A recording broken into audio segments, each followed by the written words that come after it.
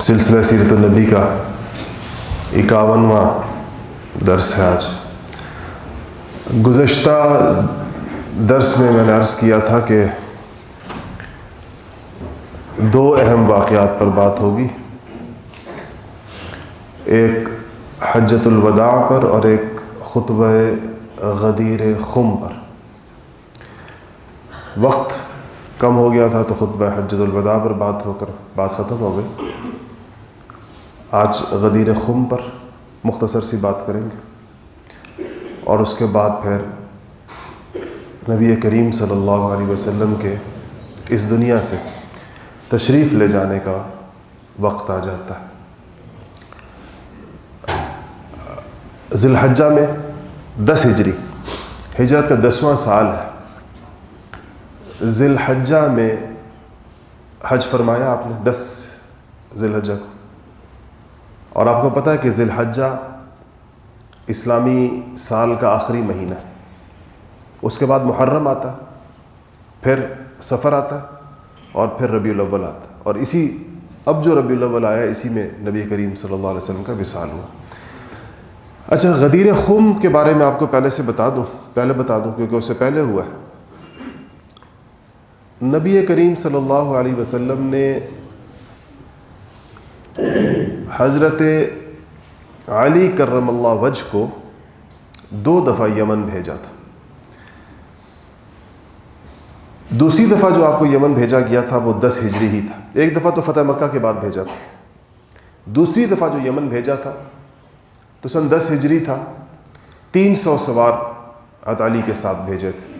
300 मुजाहिदीन सहाबा का दस्ता जो है उसका अमीर बना के सैयदना अली करमल्लाहु वजह को भेजा गया था।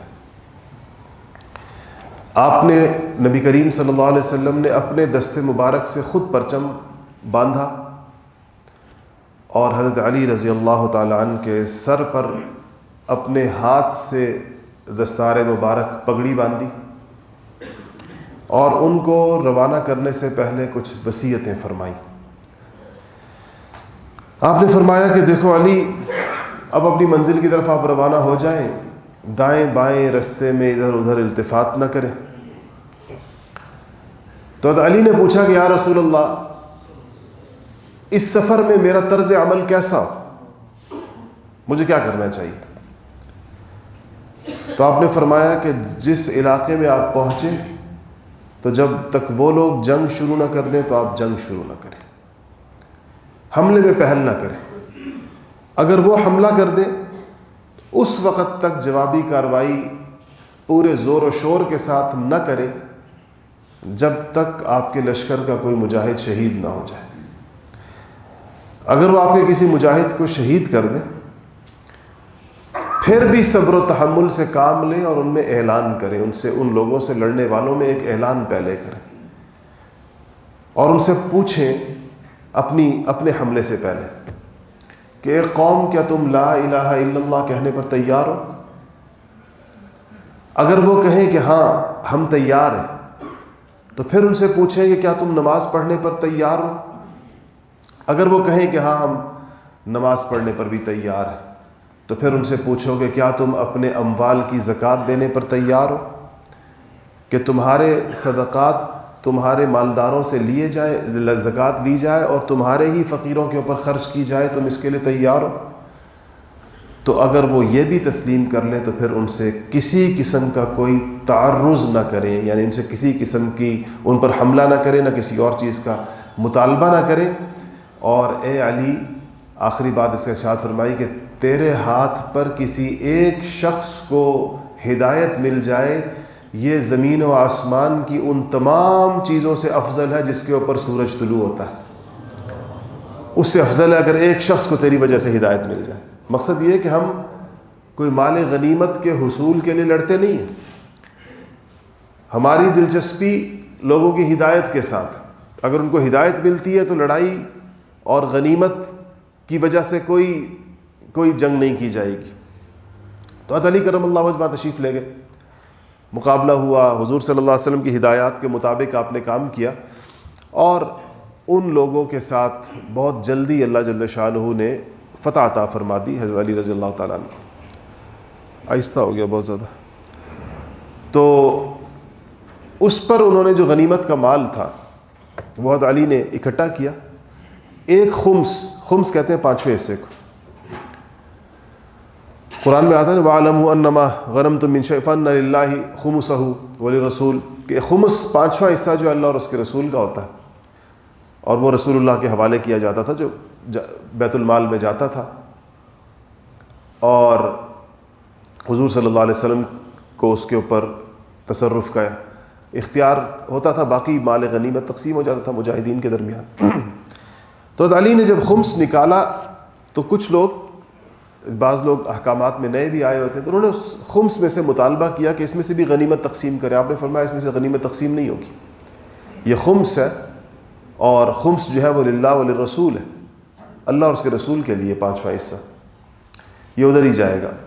تو جب حضرت علی کرم اللہ وجہ نے اس کے بعد یہ میں نے سرچ کیا 10 ہجری ہے, ادھر نبی کریم صلی اللہ علیہ وسلم مدینہ سے روانہ ہو گئے حج کے لیے, حجۃ الوداع کے لیے. حضرت علی یمن میں تھے, آپ یمن سے ان لوگوں کو لے کر روانہ ہو گئے حج کے لیے کہ پتہ چلا کہ حضور کا حج ہے تو یہ غنیمت کا مال اور وہ خمس بھی ساتھ ہے اور باقی جو مجاہدین میں تقسیم کرنا ہے وہ تقسیم کر دیا. مکہ کی طرف روانہ ہو گئے حج کے لیے. مکہ کے قریب پہنچ کر حضرت علی نے حضرت ابو رافع کو اپنا نگران بنایا لشکر کے اوپر اور خود تیزی کے ساتھ حضور کی خدمت میں حاضر ہو گئے. اور وہ خمس کا جو وہ چادریں تھیں, خمس میں زیادہ تر وہ مال جو تھا جو غنیمت میں آیا تھا وہ یمن کا کپڑا تھا. جب یہ لوگ حضرت علی تو آگے آ گئے, جب یہ لوگ داخل ہونے لگے مکہ میں, احرام باندھنا تھا, میقات سے گزرنا تھا. یلملم وہ جگہ ہے جہاں سے یمن سے آنے والے احرام باندھتے. تو ان لوگوں نے حضرت علی تو نہیں تھے تو حضرت ابو رافع جن کے پاس جو انچارج تھے ان سے کہا کہ اس کپڑوں میں سے ہمیں کپڑے دے دیں تاکہ ہم احرام باندھ لیں, نئے چادریں باندھ لیں, کپڑے تو ہیں. لوگوں نے دباؤ تھوڑا پریشر ڈالا تو ابو رافع نے اس خمس کے کپڑوں میں سے لوگوں کو بانٹ دیا کہ وہ احرام باندھ لیں. جب یہ لوگ آگے آئے تو حضرت علی جب یہ لوگ داخل ہونے لگے مکہ کے قریب تو حضرت علی تو پہلے پہنچ گئے تھے, وہ اپنے ساتھیوں کے استقبال کے لیے گئے کہ میرا لشکر آ رہا ہے واپس, جو یمن سے اکٹھے چلے تھے. تو دیکھا تو ان پر نئے کپڑے نظر آ رہے تھے ساروں کے اوپر. علی نے پوچھا نئی چادریں کہاں سے آئیں؟ انہوں نے کہا کہ جی وہ خمس جو آپ چھوڑ گئے تھے ان لوگوں نے اصرار کیا تو وہ ہم نے بانٹ دی. حضرت علی رضی اللہ تعالیٰ بڑے غصہ ہوئے, کہا سب سے کہا کہ اتاریں اپنی چادریں. تو اور انہوں نے کہا کہ تم نے کیوں دی؟ ابو رافع سے کہا یہ تو خمس تھا, اس میں سے کیوں دی چادریں؟ تو بہرحال حضرت علی نے وہ اب دیکھیں لوگوں نے گویا کہ احرام کی چادریں باندھی ہوں لیکن علی کا تقوی اور دیانت تھی. آپ نے کہا اتاریں ساری چادریں, اتروا دی تو لوگ ناراض ہوئے, ظاہر بات ہے آخر پہلے ان کی وجہ سے دی گئی تھی. تو وہ لوگ آئے اور نبی کریم صلی اللہ علیہ وسلم کے سامنے حضرت علی کی شکایتوں کے انبار لگا دیے کہ ہمارے ساتھ سختی کی, ہمارے ساتھ یہ کیا, ہمارے ساتھ یہ کیا, ہمارے ساتھ یہ کیا. تو جب حج ہو گیا اور نبی کریم صلی اللہ علیہ وسلم اب واپس جا رہے ہیں مدینہ شریف کی طرف, تو ایک جگہ ہے جس کا نام غدیر خم ہے اور یہ مکہ اور مدینہ کے درمیان جو ایک مشہور گاؤں آتا ہے جحفہ, یہ اس سے 2 میل کے فاصلے پر. تو جب اس جگہ غدیر خم پر جا کر اس چشمے پر لشکر اسلام ٹھہرا تو نبی کریم صلی اللہ علیہ وسلم نے حضرت علی کے فضائل کے اوپر ایک تقریر فرمائی اور اس کا مقصد یہ تھا کہ جن لوگوں کے دلوں میں حضرت علی کرم اللہ وجہ کے لیے کسی قسم کی بھی کوئی رنجش ہے. علماء کہتے ہیں کہ اصل میں یہ غدیر خم ایک ایسی جگہ تھی کہ یہاں سے یہ ایک ایسا سمجھے کہ چوک تھا کہ جن لوگوں نے مختلف جگہوں سے آ کر حضور صلی اللہ علیہ وسلم کے ساتھ مل کر حج کیا تھا, واپسی پر اس جگہ سے ان کے قبائل نے رستے الگ الگ کرنے تھے. یہ وہ ایسی جگہ تھی جہاں سے مختلف رستے ادھر ادھر جا رہے تھے اور یہاں سے لوگوں نے الگ ہونا تھا. نبی کریم صلی اللہ علیہ وسلم یہ نہیں چاہتے تھے کہ لوگ اپنے دلوں میں حضرت علی کرم اللہ وجہ کے بارے میں کوئی رنجش لے کر یہاں سے جائیں. اس لیے آپ نے اس موقع کے اوپر فرمایا کہ حضرت علی رضی اللہ تعالیٰ عنہ کے بارے میں ان کے فضائل, جس میں سے ایک یہ تھا کہ جو صحابی اس کو روایت کرتے ہیں, کہتے ہیں کہ جب حضور نے کوئی اہم بات کرنی ہوتی تھی تو اعلان ہوتا تھا کہ الصلاۃ جامعہ, کہ اکٹھے ہو جاؤ، ہر بندہ بھاگتا ہوا آتا تھا۔ تو جب حضور نے یہ فرمایا تو آپ نے لوگ جمع ہو گئے۔ کہتے ہیں یہ ذی الحجہ کا مہینہ تھا اور اس کی 18 تاریخ تھی، 18 ذی الحجہ، وفات سے 2-2.5 مہینے پہلے، اتوار کا دن تھا۔ تو نبی کریم صلی اللہ علیہ وسلم نے حضرت علی کے کمالات، ان کی امانت، ان کی دیانت، ان کے فضائل، وہ سب کچھ ارشاد فرمایا، اور اس کے اندر وہ جملہ بھی مشہور جملہ ارشاد فرمایا کہ من کنت مولاہ فعلی مولاہ، جس کا میں دوست اور محبوب ہوں، علی بھی اس کا دوست اور محبوب ہے۔ یعنی یہ نہیں ہو سکتا کہ ایک شخص مجھ سے محبت اور دوستی کا دعویٰ کرے اور علی کے لیے اپنے سینے کے اندر، اپنے دل کے اندر کوئی بغض رکھے، کوئی عداوت رکھے، یہ ایک دل کے اندر جمع نہیں ہو سکتا۔ حضرت بریدہ اسلمی مشہور صحابی ہیں، ان لوگوں میں سے ہیں جو ہجرت کے وقت جب آپ جا رہے تھے تو 70 لوگوں کو لے کر آئے تھے آپ کو گرفتار کرنے کے لیے، پھر ادھر ہی مسلمان ہوئے تھے آپ کے سامنے۔ حضرت بریدہ رضی اللہ تعالیٰ عنہ فرماتے ہیں کہ میں بھی ان لوگوں میں سے تھا کہ حضرت بریدہ روایت کرتے ہیں کہ میں بھی ان لوگوں میں سے تھا جن کو حضرت علی کرم اللہ وجہ سے شکایت ہوئی تھی۔ تو جب میں حضور کے پاس حاضر ہوا تو میں نے حضور سے حضرت علی کی شکایت کی، یمن کے اندر میں نے جو معاملہ دیکھا تھا۔ تو کہتے ہیں جب میں نے علی کی شکایت کی تو رسول اللہ صلی اللہ علیہ وسلم کے چہرہ مبارک کا رنگ متغیر ہو گیا، اور آپ نے مجھ سے فرمایا کہ اے بریدہ، کیا میں الست اولی بالمؤمنین من انفسہم، کیا میں مومنوں کو ان کی جانوں سے زیادہ پیارا نہیں ہوں؟ تو میں نے کہا کہ بلا یا رسول اللہ، آپ بالکل مومنوں کو اپنی جانوں سے زیادہ پیارے ہیں۔ تو آپ نے فرمایا کہ من کنت مولاہ فعلی مولاہ، کہ پھر یاد رکھو کہ جس کو میں اپنی جان سے زیادہ پیارا ہوں تو پھر اس کو علی بھی اس کی جان سے زیادہ پیارا ہوں۔ یعنی جس کا میں دوست ہوں گا، جس کا میں ولی ہوں گا، تو علی بھی اس کا ولی ہوگا اور علی بھی اس کا دوست ہوگا۔ اس روایت سے بعض لوگوں نے یہ غلط مطلب سمجھا کہ شاید حضور اکرم صلی اللہ علیہ وسلم نے اس سے حضرت علی کی کسی جانشینی کا اپنے بعد اعلان کیا، خلافت کا اعلان کیا۔ حالانکہ یہ حضرت علی رضی اللہ تعالیٰ عنہ سے لوگوں کے دلوں کو صاف کرنے کے لیے کس کا پس منظر ہے، اسی لیے آپ کو پورا پس منظر بیان کیا کہ اس کے پیچھے بات کیا تھی۔ اور کہیں پر بھی کسی موقع کے اوپر بھی اہل بیت نے، خود خانوادہ رسالت کے لوگوں نے کبھی بھی اس روایت سے حضرت علی کی خلافت کے لیے استدلال نہیں کیا۔ یہ سینکڑوں سالوں کے بعد لوگوں نے کرنا شروع کیا، انہوں نے خود کبھی بھی نہیں کیا۔ پوچھا گیا باقاعدہ اہل بیت سے کہ جی کیا اس سے آپ اس روایت سے کیا یہ پتہ چلتا ہے؟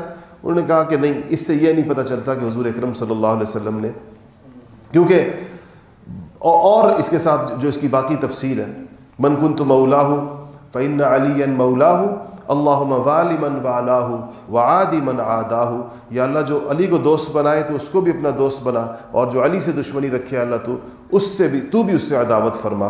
تو یہ اس پر روایتیں تھیں۔ دیکھیں سیدنا عباس رضی اللہ تعالیٰ عنہ نے حضرت علی سے کہا تھا کہ وفات سے پہلے کہ آپ حضور سے کہہ دیں کہ آپ اپنا جانشین مقرر کر دیں۔ یہ روایت موجود ہے ساری کتابوں کے اندر۔ حضرت عباس حضور کے چچا تھے تو حضرت علی کے بھی چچا تھے، تو کہا کہ حضور سے کہیں کہ آپ اپنے جانشین کا اعلان فرما دیں۔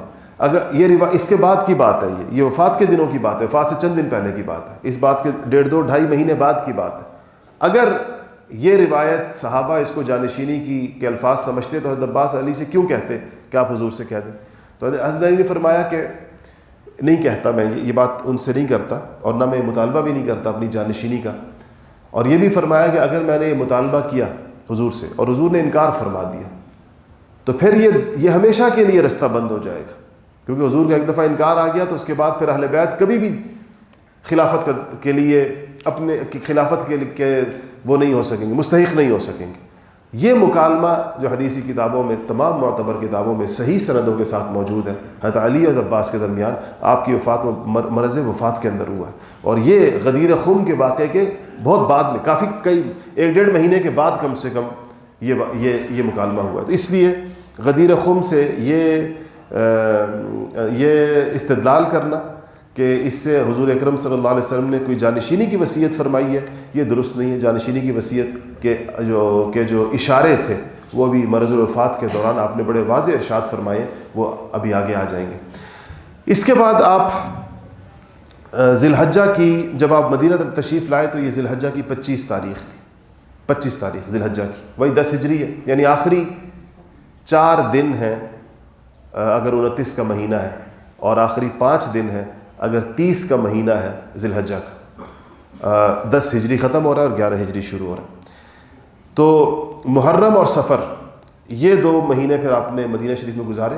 11 ذی الحجہ شروع ہو گئی. آپ کے جو آثار ہیں دنیا سے رخصت ہونے کے، اس میں جو چیز نظر آتی ہے ایک تو یہ کہ آپ احد تشریف لے گئے، جہاں پر شہدائے احد مدفون تھے. نبی کریم صلی اللہ علیہ وسلم کو یوں تو اپنے تمام رفقاء کا بہت ہی دکھ تھا، لیکن احد ایسی ایک چیز تھی جس نے آپ کے دل کو بڑا زخمی کیا تھا. شہدائے احد کو بہت یاد کیا کرتے تھے. وصیت بھی فرمائی ہے کہ جو لوگ مدینہ شریف جائیں تو احد کے شہداء کے پاس بھی حاضری دیا کریں، جایا کریں، ان کے لیے دعا کیا کریں. تو آپ احد تشریف لے گئے اور بہت دیر تک آپ اس گنج شہیدہ میں، شہیدوں کی اس جگہ کے اندر آپ دعائیں فرماتے رہے ان کے لیے. اور یہ بھی فرمایا وہاں پر یہ الفاظ تھے کہ انتم السابقون، اے احد والو تم پہلے جانے والے ہو، وَنَحْنُ بِكُمْ إِنْ شَاءَ اللَّهُ لَاحِقُونَ، اور ہم بھی تمہارے پیچھے پیچھے آ رہے ہیں، ہم بھی ادھر ہی آ رہے ہیں جہاں پر تم. پھر آپ جب احد سے واپس آئے تو مسجد نبی تشریف لائے.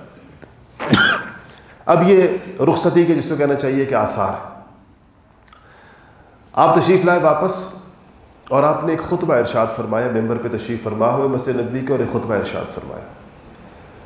آپ نے فرمایا کہ انی بین ایدیکم فرط وانا علیکم شہید، میں تم سے پہلے جانے والا ہوں. صحابہ سے کہا تم سے آگے جانے والا، فرط کہتے ہیں جو آگے پہلے چلا جاتا ہے.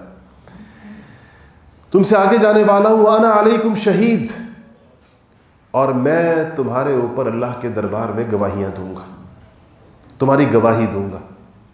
اور ظاہر بات ہے کہ یہ گواہی ایمان کی ہوگی، یہ گواہی رفاقت کی ہوگی، یہ گواہی وفا کی ہوگی.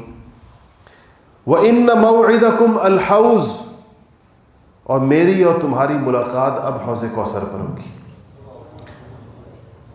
وَإِنِّي لَأَنظُرُ إِلَيْهِ مِن مَّقَامِ هَذَا، اور کہا کہ میں یہاں بیٹھا، اس ممبر پہ بیٹھا ہوا، اس جگہ بیٹھا ہوا اپنی آنکھوں سے حوض کوثر کو دیکھ رہا ہوں، مجھے نظر آ رہا ہے. اور کہا کہ اللہ تعالیٰ نے قد اعطیت مفاتح خزائن الارض، اور اللہ جل شانہ نے مجھے زمین کے خزانوں کی کنجیاں عطا فرما دی. اور وہ اس کا اظہار پھر عمر فاروق اور عثمان غنی اور سیدنا امیر معاویہ کے دور کے اندر خوب ہو گیا. پورے خزانے زمین نے اگل کے صحابہ کے قدموں میں ڈال دی. اسی کی طرف اشارہ کیا کہ خزانوں کی کنجیاں زمین کی دے دی گئی ہیں. وَإِنِّي لَسْتُ أَخْشَىٰ عَلَيْكُمْ أَن تُشْرِكُوا بَعْدِي، مجھے تمہارے بارے میں یہ اندیشہ نہیں ہے کہ میرے بعد تم لوگ شرک میں مبتلا ہو جاؤ گے، اس کا اندیشہ نہیں ہے. تمہاری توحید پکی ہے، شرک میں تم مبتلا نہیں ہوگے.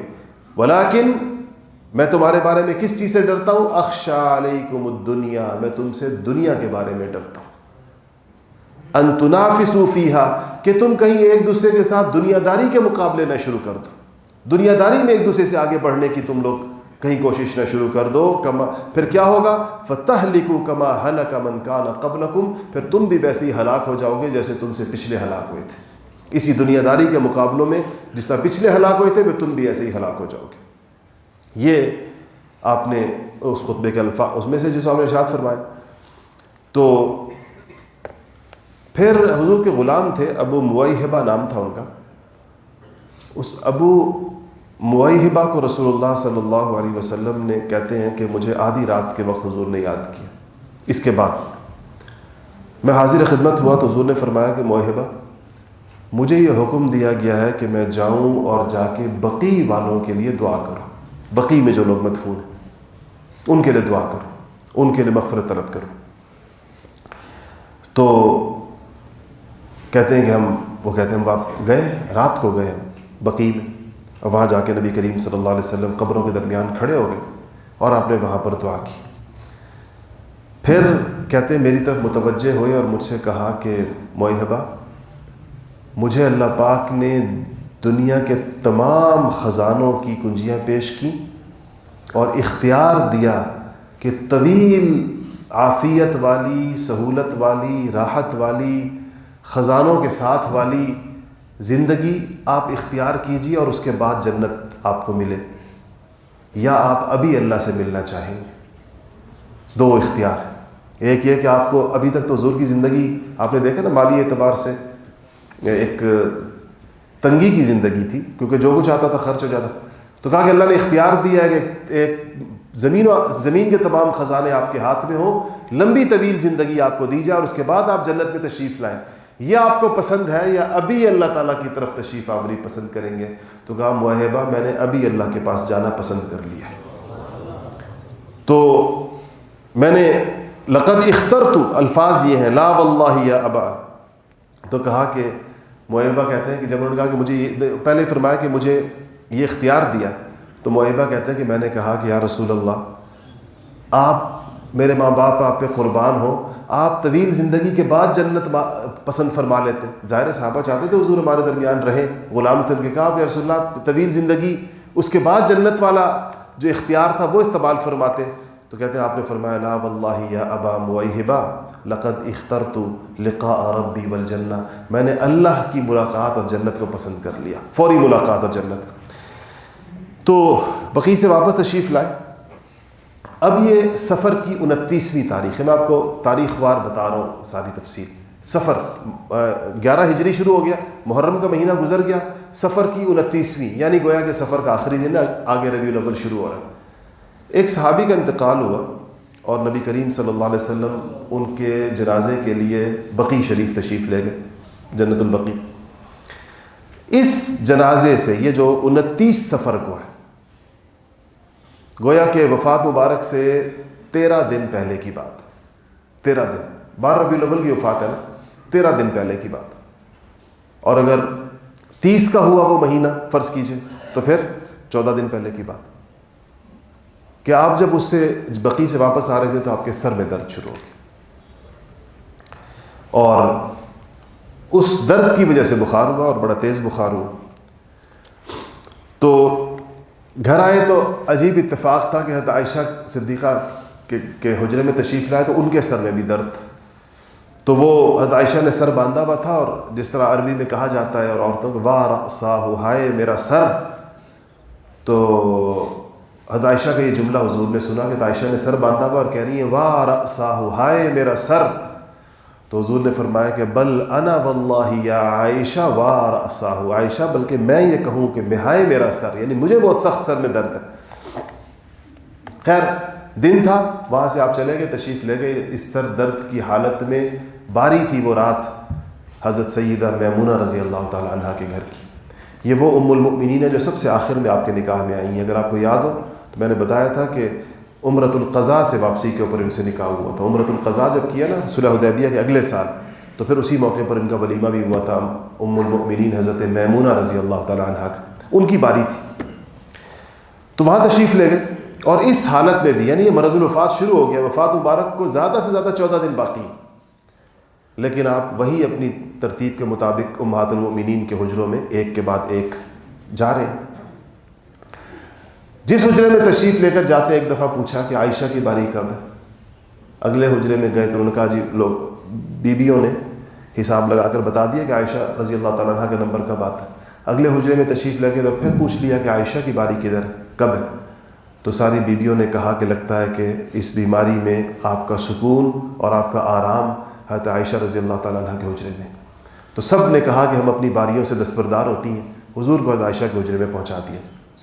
تو آپ نے کمزوری تھی، اپنے بھتیجے حضرت علی رضی اللہ تعالیٰ عنہ جو بھتیجے بھی تھے اور داماد بھی تھے، اور دوسری طرف فضل ابن عباس جو حضرت عباس کے بیٹے، اب وہ بھی آپ کے چچا زاد بھائی ہو گئے، ان کو آپ، اور حضرت علی وہ بھی آپ کے بھتیجے نہیں چچا زاد بھائی ہیں، تو دو چچا زاد بھائیوں کے ساتھ، ایک طرف ابو طالب کے بیٹے سیدنا علی کرم اللہ وجہ، اور دوسری طرف حضرت عباس کے بیٹے فضل ابن عباس رضی اللہ تعالیٰ عنہ، ان دو کے سہارے سے آپ قدم مبارک بالکل گھسیٹتے ہوئے، جیسے نقاہت کی وجہ سے آدمی کمزوری ہو جاتی ہے، آپ آئے، حضرت عائشہ کو حجرے میں تشریف لے آئے، اور یہ پیشن گوئی تھی آپ کی. آپ نے فرمایا تھا کہ نبی دو باتیں ہوتی ہیں، کہ ایک تو یہ ہے کہ نبی جہاں فوت ہوتا ہے، پہلے بتایا تھا، اس کو وہیں دفن کیا جاتا ہے.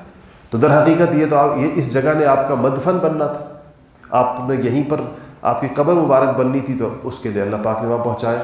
اور پھر جو آخری ایک ہفتہ ہے، تقریباً ایک ہفتہ تو آپ تقریباً اس بیماری کے عالم میں، یعنی 2 ہفتے ہیں بیماری کے، اس میں سے ایک ہفتہ تو ازواج مطہرات کے حجروں میں رہے، آخری ہفتہ عائشہ کے پاس آ گئے. اس ہفتے کی پھر ساری احادیث اور مرویات جو ہیں وہ عائشہ رضی اللہ تعالیٰ عنہ کی زبانی، اس لیے کہ 24 گھنٹے کی تیماردار وہ تھی، باقی حضرات بھی آتے اور جاتے رہتے تھے.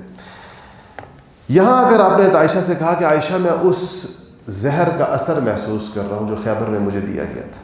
آپ کو یاد ہوگا غزوہ خیبر میں نے بتایا تھا کہ یہودی عورت نے زہر دیا تھا، اس میں ملا کر بکری کے گوشت، بکری روسٹ کر کے لائی تھی اور اس کے اندر زہر دیا تھا.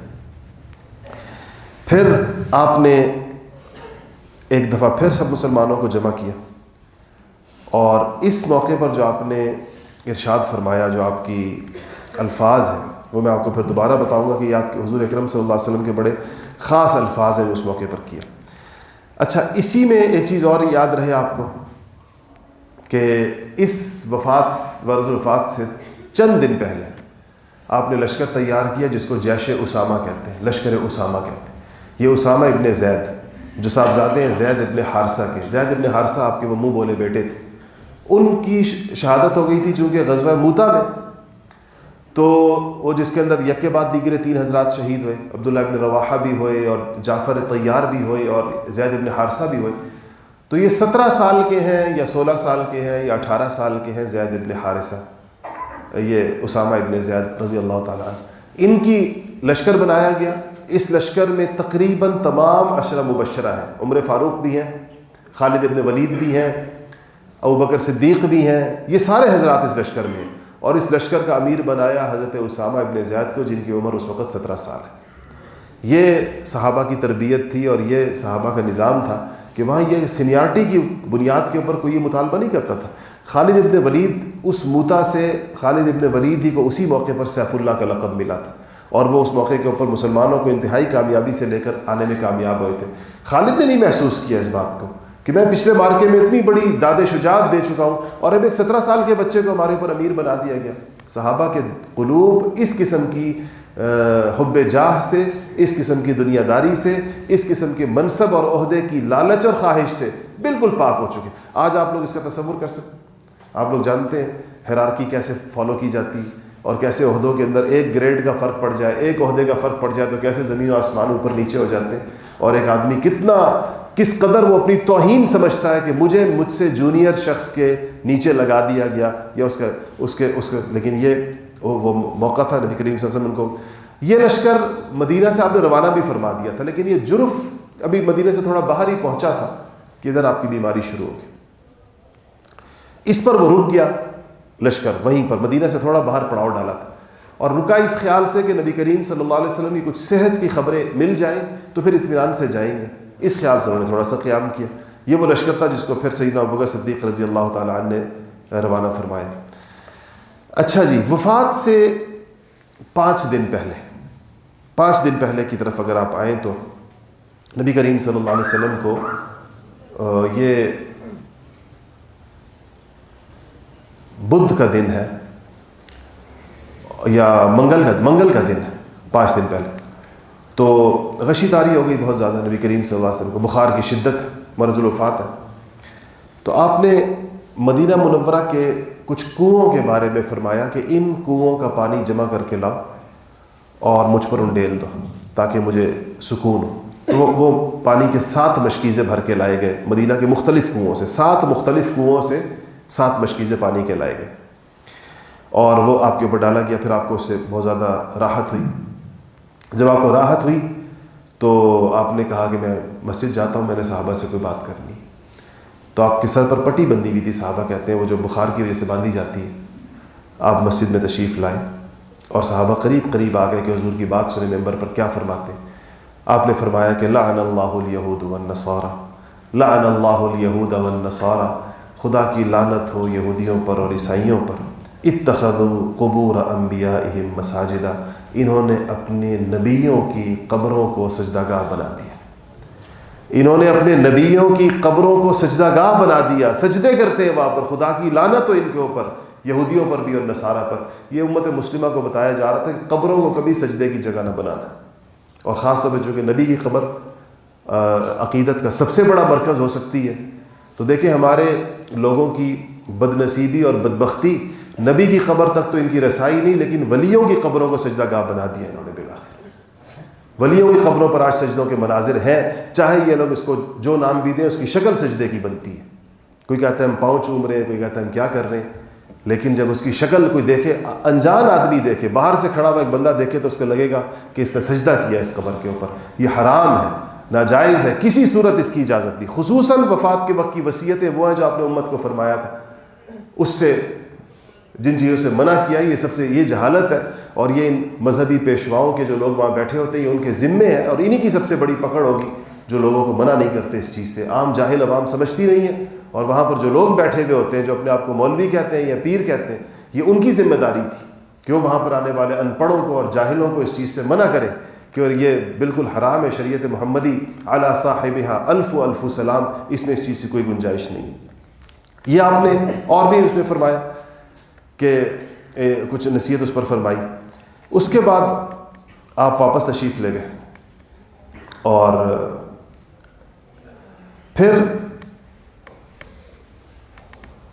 حضرت فضل رضی اللہ تعالیٰ نے ایک اور ساتھ روایت فرماتے ہیں، امام بخاری نے بھی لکھا ہے اس کو، کہ جب یہ بات آپ نے کی تو اس کے بعد آپ نے کہا کہ سب لوگ بیٹھ گئے، یہ بات آپ نے ان کو نصیحت فرمائی، پھر آپ نے فرمایا کہ یہ لوگ ایھا الناس، سارے صحابہ موجود ہیں جو وقت، میں نے اگر کسی کی پیٹھ پر کوئی درہ مارا ہو زندگی میں تو یہ میری پیٹھ حاضر ہے، وہ اپنا بدلہ لے لے، اور اگر میں نے کسی کو برا بھلا کہا ہو تو میں بیٹھا ہوا ہوں، وہ مجھ سے اپنا بدلہ لے لے، میری آبرو حاضر ہے، یعنی میں اس کے سامنے حاضر ہوں کہ وہ جو میں نے اس کو ایسا کوئی ناجائز برا بھلا کہا ہو تو اس کا انتقام لے لے، اگر میں نے کسی کا مال لیا ہو تو میرا مال حاضر ہے، آج مجھ سے میرا مال لے لو، اپنا حق لے لو، اور اگر کسی کو یہ خیال ہو کہ آج میں یہ اعلانات کر رہا ہوں تو کوئی بندہ کھڑا ہو کر کہہ دے گا کہ آپ نے مجھے مارا تھا، یا آپ نے مجھے برا بھلا کہا تھا، یا آپ نے میرا پیسہ دینا ہے،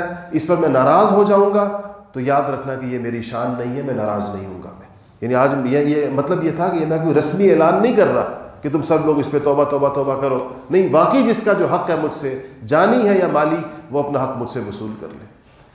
تو ایک آدمی کھڑا ہو گیا، اس نے کہا کہ یا رسول اللہ، میرے 3 درہم آپ کے ذمے، 3 درہم آپ نے میرے دینے۔ آپ نے فرمایا کہ میں اس دعوے کو جھٹلاؤں گا نہیں، دعوے کا انکار نہیں کرتا، نہ میں تم پر اس سے قسم لوں گا، نہ میں تم پر اس سے گواہ طلب کرتا ہوں، بس اتنا پوچھتا ہوں کہ اتنا بتا دو کہ کس موقع پر لیے تھے، یاداشت کے لیے۔ تو اس نے کہا کہ ایک فقیر جا رہا تھا، آپ کی جیب میں کچھ نہیں تھا، آپ نے مجھ سے پوچھا تھا کہ تمہاری جیب میں ہے، میں نے کہا ہے، تو آپ نے کہا تھا کہ 3 درہم اس کو دے دو، میں تمہیں بعد میں دے دوں گا، وہ 3 درہم آپ نے میرے دینے۔ تو آپ نے فضل ابن عباس کو چچا کے بیٹے سے کہا کہ 3 درہم دے دو اس کو، بار بار کہا۔ پھر آپ نے کہا کہ اگر کسی نے، اب جب یہ اعلان کرتے رہے کہ میرا کوئی حق ہے، کسی نے لینا ہے تو لے لے، پھر آپ نے لوگوں سے کہا کہ لوگوں، اگر کسی نے مال غنیمت کے مال میں تقسیم سے پہلے کوئی چیز اٹھائی ہو تو مال جا کر بیت المال میں دوبارہ جمع کرا دے۔ تو ایک شخص کھڑا ہو گیا، آپ نے کہا کسی نے بھی کوئی غنیمت میں سے مال اٹھایا ہو تقسیم ہونے سے پہلے، وہ بیت المال کا حق ہے، لوٹا دو بیت المال کو وہ مال۔ ایک آدمی کھڑا ہوا، کہا کہ رسول اللہ میرے ذمہ بیت المال کے 3 درہم۔ آپ نے فرمایا کیسے ہوئے تمہارے ذمہ؟ کہا کہ میں اتنا بھوک کی حالت میں تھا اور اس قدر میری مفلس اور تنگ دست تھا، تو یا رسول اللہ میں نے تقسیم سے پہلے 3 درہم اٹھائے تھے۔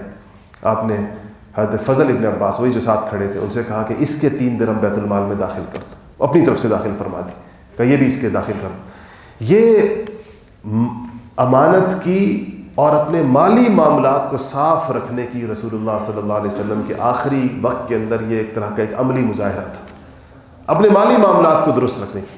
آج ہمارے اندر مالی معاملات کی گڑبڑ اور مالی معاملات میں ایک دوسرے کے ساتھ، دیکھیں قرضے لے کر ہم واپس نہیں کرتے، پیسے لوگوں کے ہمارے ذمے ہوتے ہیں، لوگوں کے حقوق ہمارے ذمے ہوتے ہیں، مالی حقوق ہمارے ذمے ہوتے ہیں. یاد رکھیے گا اس بات کو ہمیشہ ہمیشہ کہ کسی مسلمان کا مال دوسرے مسلمان کے لیے اس کے دل کی اتھا گہرائیوں کی اجازت کے بغیر جائز نہیں ہے، مروت میں بھی جائز نہیں ہے. یہ غلط فہمی بھی اپنے ذہن سے نکال دیں بہت بڑی، جو ہمیں عام طور پر ہے. ہم لڑکیوں کو میراث نہیں دیتے، بہنوں سے معاف کس طرح کراتے ہیں کہ ان سے کہتے ہیں ہاں بھائی ابا تو فوت ہو گئے، بولو تمہیں میراث چاہیے؟ تو بہنیں کہتی ہیں بس بھائی نہیں چاہیے. اس سے معاف نہیں ہوتی میراث، کہ ان کو مروت کے اندر لا کر اور ان کو ایک ایسی جگہ پر کھڑا کر کے جہاں پر ان کو یقین ہو جاتا ہے کہ ابھی اگر ہم نے میراث کا مطالبہ کیا تو بھائی ناراض ہو جائیں گے، ہو سکتا ہے کہ میکا ہی بند ہو جائے ہمارے اوپر. اس وجہ سے اس مجبوری کے عالم میں بہنوں سے میراث معاف کرائی جاتی ہے. یہ معاف کرانا اسی طرح حرام ہے جیسے ان سے چھین کر لینا حرام ہے. علماء نے لکھا ہے کہ میراث کسی نے پہلے دے دو، حوالے کریں ان کے. طریقہ بتایا علماء نے کہ جو بہنیں معاف کرنا چاہتی ہیں معاف کرنے کا طریقہ کیا ہوگا. آپ بہنوں کے حوالے کریں میراث، اور وہ 1 سال اس کو استعمال کریں، مالکانہ تصرف کے ساتھ استعمال کریں. پھر اگر ان کو بھائی کی محبت جوش مارے تو پھر بھائی کو ہدیہ کر دیں. اس کی اجازت ہے شریعت، اس میں حرج نہیں ہے. بہن دے سکتی ہے بھائی کو، لیکن اس طریقے کے ساتھ نہیں جس طرح ہم لوگ معاف کراتے ہیں.